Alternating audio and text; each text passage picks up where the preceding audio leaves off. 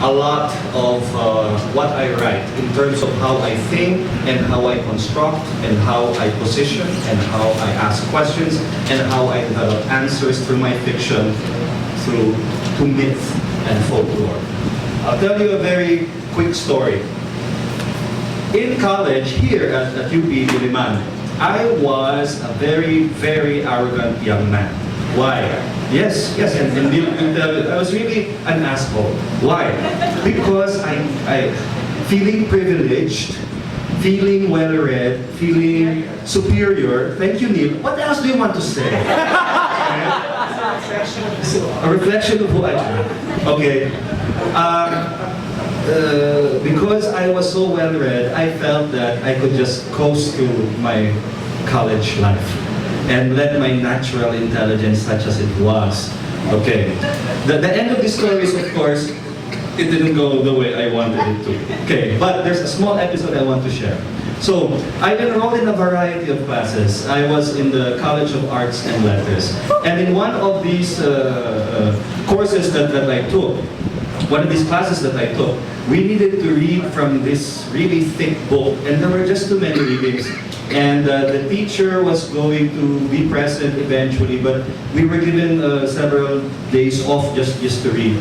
And I took a look at the boring-looking book, and I said to myself, oh my gosh, I probably read some of that already. So, I did not read anything, went to the class, and sat around looking handsome, question mark.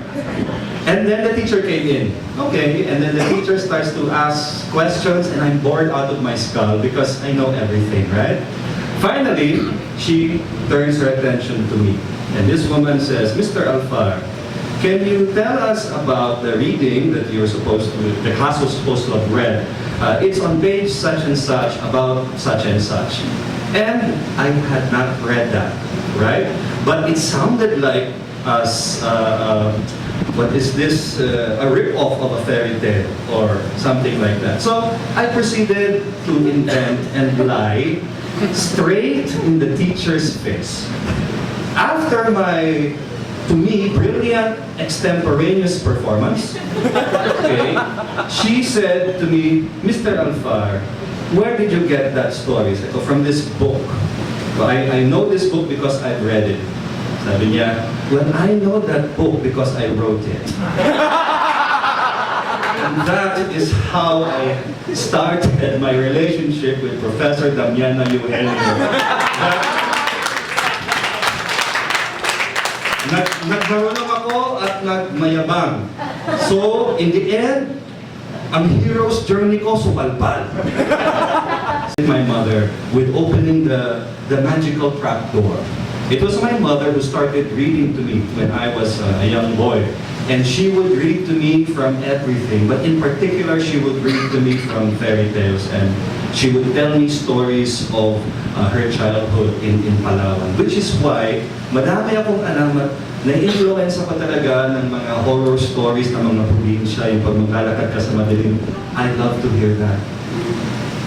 I love hearing about the underworld, yung mga duende and all these things. I love hearing about kapres and manananggas. I love all of the aswans.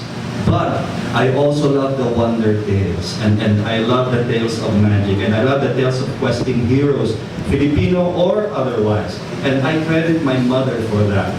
Because it made me want to read. Kasi, pag pagod na siya, and ako gusto ko pa ng kwento, sabi niya, why don't you read? I couldn't. If you want more stories, you have to learn how to read. Fine. So, I started to read. Nung naubusan na ako ng mga kwento to read, kasi small lang naman yung library or collection namin, I started to haunt National Bookstore. As a young person, wala ka masyadong pera, but nandun yung mga libro ng National Bookstore. Ang choice mo tatlo. Bilhin mo, which I couldn't, i-shoplift mo na sinubukan ko, and supalpal na naman ako doon. And third, doon ka magbasa. So ginawa kong library yung National Bookstore, at inisa-isa ko yung mga bookshelf na yan because I really wanted to have more. I ran out, and this is the sad truth, I ran out of Filipino stories very early on And honestly, people, up to now, ang feeling ko, kulang, na kulang, na kulang, na kulang, na kulang. Bakit ganyan? Teka, I will move away from that. Nangis na ako. Hindi kasi naman, eto na ako. In the South pa lang, there must be so many stories of the Muslim South that should be shared and propagated and known.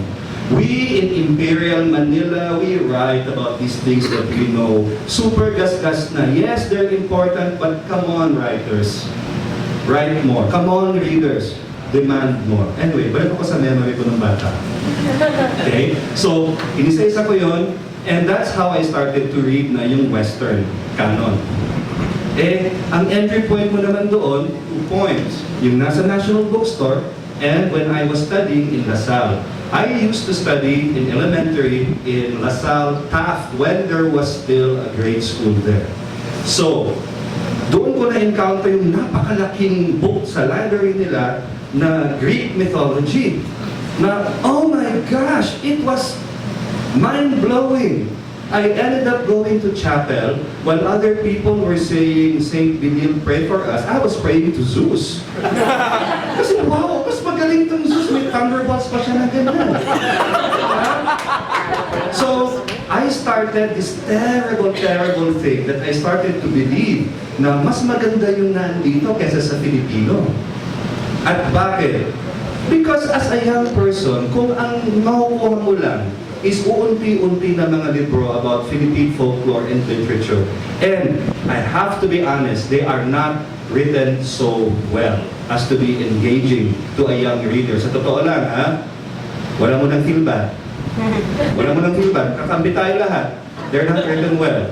Compared to all these beautiful books on beautiful paper, lavishly illustrated, telling interesting things. Bakit hindi ako ma-inlove sa Greek, Roman, Egyptian, Norse mythology? Bakit hindi? Tapos titignan ko yung sa atin, naka-cloud. Okay? Tapos puro na lang mga ganyan-ganyan ginagawa nila. But you know what? When I started to grow older, I started to feel guilty about that. And I wanted to do something about it. Pero hindi naman ako feeling Superman. I was arrogant, yeah, but you know, hindi naman sa ganun. I actually thought that dapat may gagawa niya. Dapat may gagawa niya. But as I started to grow older, nasa college na ako noon, parang konti-konti pa lang yung gumagawa. So, I thought that, and perhaps other people would. So I started to write. And one of the short stories, one of the first short stories I ever wrote was called The Kite of Stars. And itong Kite of Stars, ang gusto kong gawin dito was, I took the readers on a tour of the Philippines. And I let them have little glimpses and tastes and intimations and teases of Philippine folklore and mythology. Kung saan-saan ko dinala yung mga tao na ganyan. Yung kwento na yan is this. I submitted that to a publication called Strange Horizons. The next year, St. Martin's Press in New York wrote to me, and they said they wanted to include that story in what is called the year's best fantasy and horror. Na pumipili every year ng mga 20 or so stories from around the world from various publications and journals. Sino ang kabatch ko? Kasi I said yes, diba? Ang kabatch ko, si Ursula Le Guin, Stephen King, Neil Gaiman. Filipino. So I'm not saying na ang galing-galing ko. I'm saying na something of ours interested them. So bakit hindi tayo interesado dito sa atin? We should. So, is it really a matter of subject material? Are Philippine myths, legends, lore, folklore boring, terrible, derivative? I say no. They're not. I think they're wonderful. I think there's so much here that we can write about. And that's just one track. Writing purely about what we have, honoring what we have. Iba pa yung ginagawa ni Nikki na mag-revisit. Iba pa yung mag-retell. Iba pa yung gagawa ka from whole cloth and something different. But it all comes from the same place, which is honoring the fact that what we have in terms of Philippine mythology and Philippine folklore is just as precious, is just as awesome is just as inspiring as the Greeks, as the Romans, who just copied the Greeks, as the Egyptians, as the Norse. So, it's not a matter of subject matter. It's wonderful. It may be a matter of how we present it. Right? If during my time, I saw a production of Rodi Vera's Aswang play, that would be incredible. But nung time ko, hindi. Wala eh. So I'm privileged to have seen this or heard this right now. So we need more Rodi Veras. We do. So you go out and you support anything like that. And you stamp out those things that become lazy and derivative and boring. Why? Because Filipino storytelling of this particular sort is lumbering under the impression. People have the impression that it's boring, pambata, or napakatanda, old-fashioned. Diba? There is nothing wrong with pambata. They're a wonderful audience. I would love to keep writing for them and the young adults. There is nothing wrong with old-fashioned. Not everything needs to be new and revised and sparkly and techno, what have you. Post-structuralist, deconstructionist, post-colonial, what have you. Iwan nyo yan sa kay Neil Garcia. You just tell the story in your way. Nothing is wrong with old-fashioned. You know what else is old-fashioned? Faith, family, love, hope. These things, right? So, if told, kaya natin yan. Kaya natin yan. If it's a matter of how it's presented, we have drama. You just saw a bit of it. Support that. Okay? We have short fiction. Support this. We have comic books and pop literature. Support all of that. We have radio plays. Support that. We have performance arts. Support that. We have poetry. We have paintings. We have songs and music and dances. We have so many means of communicating the joy of Philippine mythology. So we should be doing that. We should. Of myth in the modern world. Bakit pa tayo? Why would we want to tell more stories?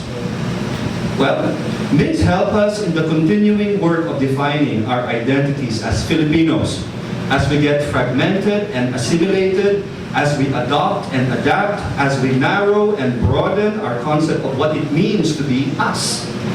This is in essence what we have lost and what we yearn to find. Pieces that we know to be ours, to be us, that we can take back into ourselves even as we grow as individuals, as a people in an increasingly multicultural world. Our core culture is what we share in common, whether we never left these islands or became immigrants to blessed America, or were born and raised in a foreign country that has become a new homeland. There is no denying our heritage even as we choose whatever else we add to it. The old stories, our myths, our folklores are embedded in our very bones. And the old songs, these ring in our blood. Acceptance of this primal Filipino-ness, articulated through various forms of our literature, is what empowers us all to negotiate our tomorrows with a finer sense of distinctiveness. It is our stories, our myths, our folklore that make us who and what we are. You see, to move into the future, we need to understand our past. We need to understand what we have lost, what we need to seek, to find, to ask, to answer.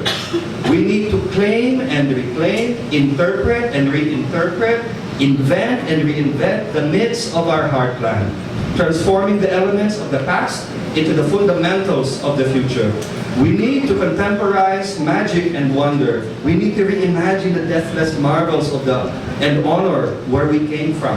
And at the same time, we need to speak about where we are currently and where we long to be. We need to transgress. Galing si Carl sa transgressive. But even as we transgress, we have to learn how to forgive our history and all its black marks. We need to remember as a people, and we need to create new memories. So it's not enough just to go back. We have to go forward. We need to create new mythologies that make sense to us, that make sense to you, that have meaning, that have relevance. For after all, is not all myth a quest for what is true? It's truth. Myths never die. They alter and grow, and they leave versions of themselves behind. When we read folklore, we are suddenly in the same place as every single person who has ever heard or read those stories before. We become part of the meta-narrative because we assimilate as we get assimilated. We own the myths, but the myths own us. But we must recognize, and this is very important, that there is more than just one journey. We get to define our journey. So it's not just about the patriarchal thing, which is the hero's journey from the male perspective. There is the heroine's journey, babae. There are paths to take beyond cisgender heteronormativity. There are a lot of paths and a lot of ways, because we all walk in myth. Thank you.